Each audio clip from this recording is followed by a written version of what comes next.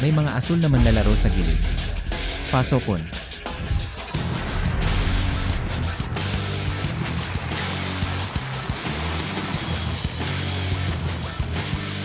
Palakpakan natin sa susunod, may mga pulang manlalaro sa panig. Huwag bantay.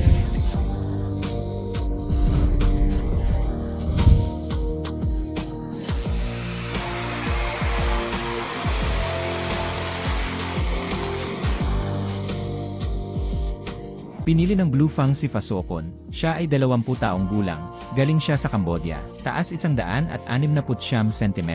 Profesional na record, 65 labanan, 52 panalo, 25 v opponents. Pulang side player Wang Guard. Siya ay 20 taong gulang, mula sa China, taas 176 cm.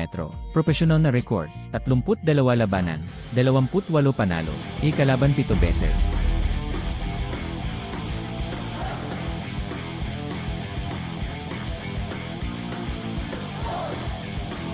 Ang referee para sa laban na ito ay Pang Hong Tao.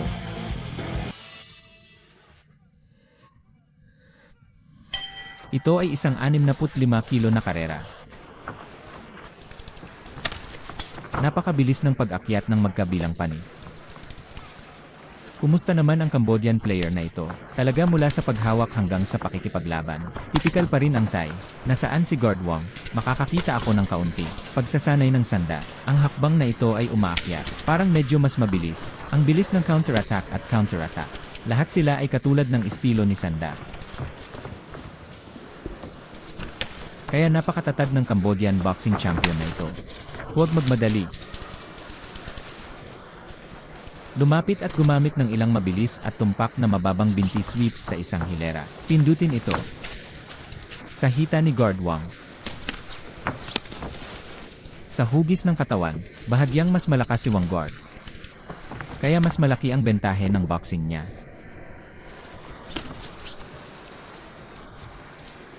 Kaugnay sa bilis. Ang Cambodian boxer na ito, ang asul na parisukat na boksingero na ito, mas matibay pa rin ito. Inihambing ang gwardiya ni Wang. Ang bilis ng paggalaw ay mas nababaluktot. Tiningnan mo ang posisyon ng kanyang katawan. Ginagawa ang ilan sa lahat ng oras. Ang ilang mga paggalaw na katulad ng boxing shakes. Ginagawa nitong mas madali ang pagpasok ng mag-isa. Napakadaling i-shake ang kalaban. Bigyan ng kalaban ng ilusyon ng paghuhusga. Nakita mo ang dalawang tao na nakatayo. Tumingin sa mga paa ng dalawang tao. Ang contact area na may sing-sing. Nalaman mo na ang gwardiya na si Wang ay higit pa sa isang 4 foot. Email address. At ang manlalaro ng Cambodia na ito, parang mas praktikal.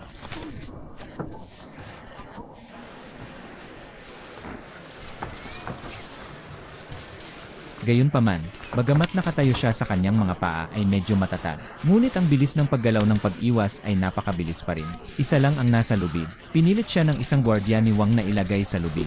Maaari itong mabilis na lumipat sa kaliwa at kanan upang lumipat.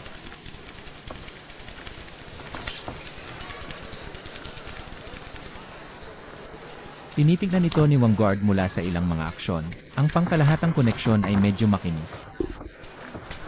Sa kabilang banda, ito ang batas ng Suokon. Ang pagsisimula ng isang solong pagkilos ng sarili nito. Ang paglulunsad ng isang solong suntok na mababang shot. At napakabilis. Kaya't dapat nating makita ang dalawang panig na magkaharap. Sa huli, maganda ang iyong kombinasyon. O mas epektibo ba ang aking solong paggalaw?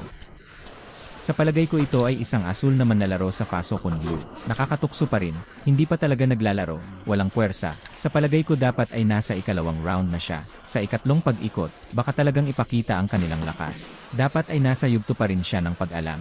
Tignan mo lang ang isa ngayon. Isa sa mga naunang kamay. Isang counter-attack na may forehand flat hook. Ang kamalayan na yon ay napakatumpak. Napakaganda ng kamalayan. Kumusta naman ang unang laro? Sa katunayan, ang dalawang panig ay nasa isang panig pa rin. Isang tukso ng ritmo, at ito ay talagang nakikita mo. 20 years old pa lang si Fasokon. Bagamat mukhang mas kinakabahan siya. Ngunit lumaban tayo. Mukhang katulad niya ito. Napakamatatag at hindi nagmamadali. Napakalakas ng bigla ang pag-init ng mga paa at paa. Walang malaking pre-action. Maaari itong simulan ng direkta. Ang aksyon ay crisp. Si Guard Wang ay medyo mas makapal. Pagkatapos ay ang kombinasyon ay napakahusay din. Ang bilis ng pag-atake ay medyo mabilis din.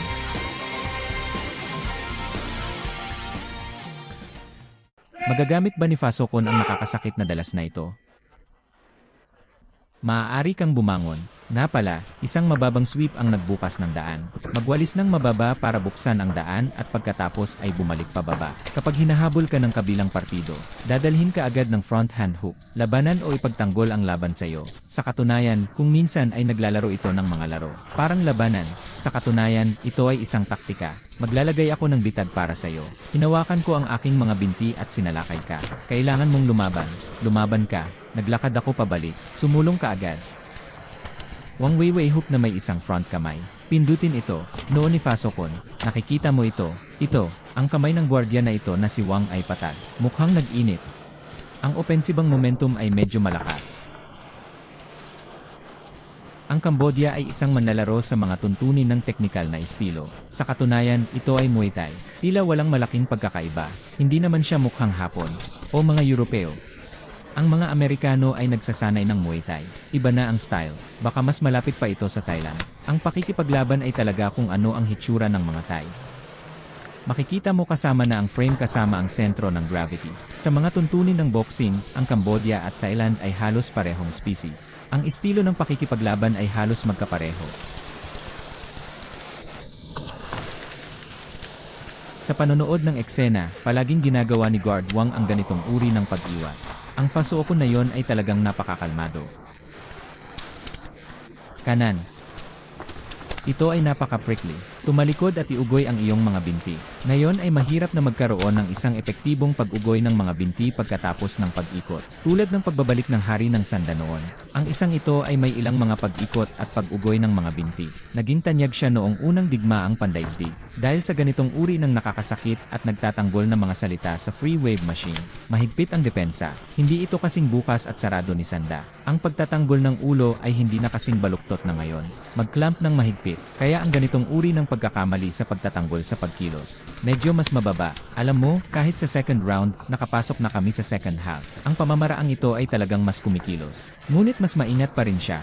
At ang opensibang pamamaraan ay nakasalalay pa rin sa isang solong back low sweep. Idagdag ang swing fist ng front hand. Sa katunayan, ito pa rin ang tradisyonal na estilo ng Muay Thai. Walang malalaking pagbabago. Ngunit ang epekto ay hindi masama. Sa palagay ko ganito pa rin ang sitwasyon. Ang hinalinhan ni Vanguard, ang tunog ng pag-ikot. Sa tunog ng hangin sundin, ang pintuan ng mukha na ito ay nakabukas. At sa oras na ito, traditional. Ganito ang paraan ng pagtatanggol ng mga mandirigma ng Thailand. Tumaas ang baba na ito.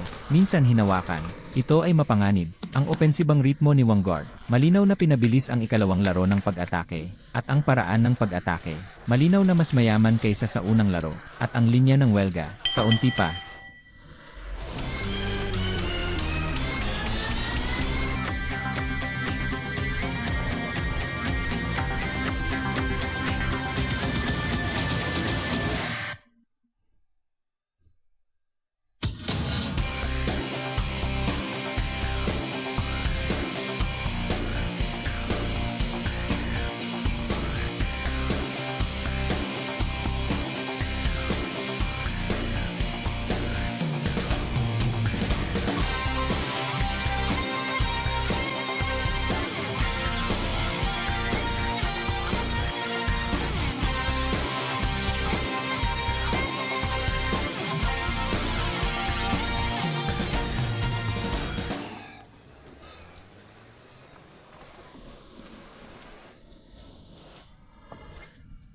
Kumusta naman ang ikatlong laro? Sa ikatlong round, unang naglaro ang dalawang lalaki ng pagkakaibigan.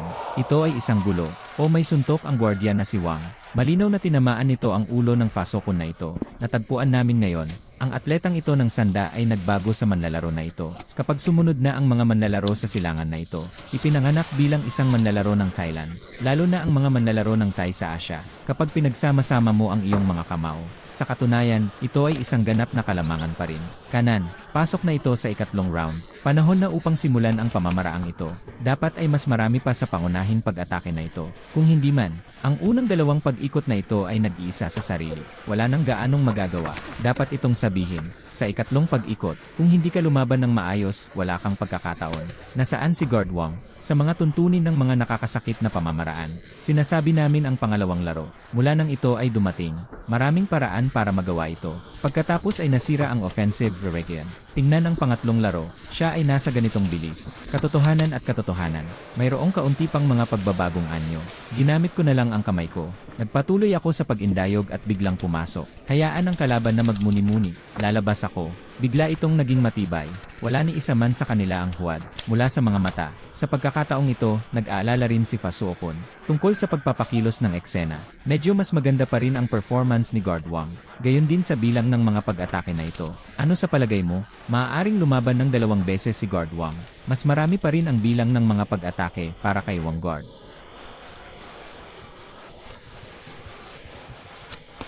Mabagal din si Wang Guard. Maliliit na hakbang at maliliit na hakbang pasulong. Gamitin ang pag-iwas sa katawan habang nagtutulak pasulong. Ngunit ang bilis ng paggalaw ng Fasuokon na ito, mabilis pa rin ito. Hanggang ngayon, ang lahat ng mga hit ay mga pag-flick. Nang umatras si Fasuokon, ang back punch na ito ay lubos na tumpak. Mag-withdraw sa gitna, sa sandaling tumama ang paa sa likod. Agad na lumabas.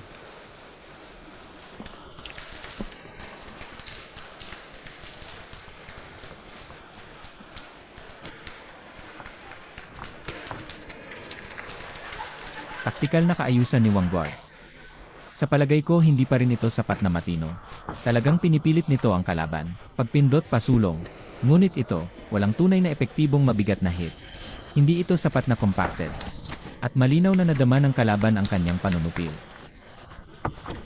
Pagkatapos ay lumipat sa kaliwa at kanan. Mabilis din ang kaliwang flash. At sa proseso ng pag-urong, paminsan-minsan ay naglalaro ng backhand si Fasuokon para matugunan ang pag-atake.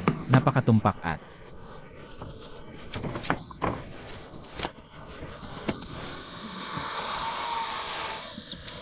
mabilis ang pag-ugoy ng kamay na ito.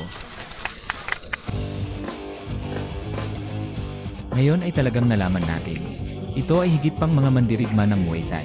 Pagkatapos ng paglabas upang i-play ang libreng mga patakaran sa pakikipaglaban, kailangan nating mas mahusay na umangkop sa panuntunan ng malayang pakikibakan na ito. Kasi nung nag-aaway ako ng Muay Thai, ito ay kamao, sipa, siko at tuhod. May mga panloob na bilog at pambalot. Kapag binago ang mga patakaran ng malayang pakikipaglaban, walang ganoong bahagi. Sige, mga tao. Ngayon ay ipahayag ko ang huling resulta ng laban na ito. Ang hukom no isa ay 30 tandang bawas 27. Hukom Yeri, 2 30 tandang bawas 27. Hukom Yeri, 3 30 tandang bawas 27. Ang huling resulta ay nanalo sa pulang panalo.